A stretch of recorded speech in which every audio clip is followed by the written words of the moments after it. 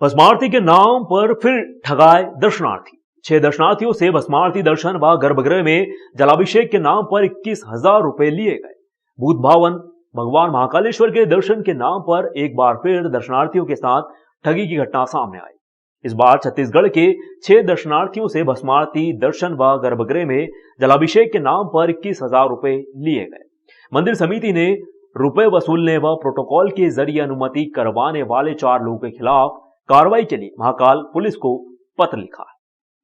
मंदिर समिति के प्रशासक संदीप सोनी ने बताया कि छत्तीसगढ़ के 6 श्रद्धालु भगवान महाकालेश्वर के दर्शन करने के लिए गुरुवार 29 जून को उज्जैन पहुंचे थे। यहां पर भस्मारती के नाम पर श्रद्धालु की मुलाकात बाहरी पुरोहित घनश्याम शर्मा व यश शर्मा से हुई। दोनों ने 6 लोगों की भस्मारती अनुमति बनवाने, गर्भगृह से जलाभिषेक रसीद कटवाने के नाम पर 21,600 रुपए लिए। श्रद्धालु जब गुरुवार सुबह भस्मारती के बाद गर्भगृह में समय सीमा के दौरान जलाभिषेक नहीं कर सके तो मंदिर प्रशासक को पूरे मामले की शिकायत करवाई गई। मामला उजागर हुआ।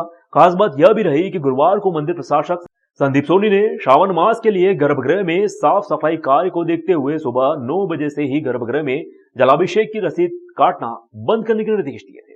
गौरतलब हो कि यदि छत्तीसगढ़ के श्रद्धालु भी भस्मारती के बाद मंदिर प्रशासन द्वारा व्यवस्था बंद नहीं करने पर जलाभिषेक कर देते तो यह मामला सामने नहीं आता। चूंकि पिछले विगत महीनों में मंदिर प्रबंध समिति के निर्णयानुसार हमारी संपूर्ण जो दर्शन व्यवस्था है वो ऑनलाइन है और सभी की जो टिकट्स बनती हैं वो QR कोड और डिजिटल होती हैं और उसकी पूरी ट्रैकिंग और उसका वैलिडेशन होता है, तभी आप सशुल्क दर्शन कर पाते हैं। इसका फ़ायदा ये होता है कि हम सभी चीज़ ट्रैक कर पाते हैं और उसके बिना आप दर्शन यदि करने आते हैं तो आपको बड़े आसानी से पकड़ा जा सकता है। इसी तारतम्य में आज हमें एक कंप्लेंट प्राप्त हुई थी जिसमें कि उन्होंने बताया हमें कंप्लेंट में कि गर्भगृह से दर्शन करने के लिए और भस्मारती करने के लिए 6 लोगों के 2 लोगों ने मिलकर उनसे 21,000 रुपये लिए हैं, जिसमें कुछ शुल्क उनका गर्भगृह का था और आपके भस्मारती का था। जिन 2 लोगों के नाम लिए थे उनको बुलवाया गया, उनके कथन लिए गए, उनके स्टेटमेंट लिए गए, उनसे पूछताछ की गई।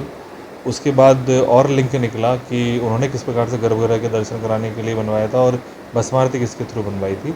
चूँकि किसी न किसी के थ्रू ही बनती है पूरा जो हमारा भस्मारती का, या तो ऑनलाइन सिस्टम है या कोटा सिस्टम है। ठीक उसी प्रकार हमारा गर्भगृह का या तो कोटा सिस्टम है या ऑनलाइन सिस्टम है। मतलब जो भी बन रहा है उसका एक ट्रैक होता है कि कौन बनवा रहा है उसको। उस सभी ट्रैक को पकड़ा गया और सभी कथन लिए गए। जो 2 मुख्य लोग हैं उसमें यश शर्मा और घनश्याम शर्मा, और जिन्होंने 2 और 9 लोगों के नाम बताए, भावेश जोशी और सोनू पारिक। चूँकि भावेश जोशी और सोनू पारिक ने अपने फ़ोन बंद कर रखे, अतः यश शर्मा और घनश्याम शर्मा के स्टेटमेंट और जो कंप्लेंट थी उन्हीं कंप्लेंट के आधार पर एक पूर्ण प्रतिवेदन बना के थाना प्रभारी को संबंधित धाराओं में FIR के लिखा गया है और उन पर कड़ी से कड़ी कार्रवाई की जाए।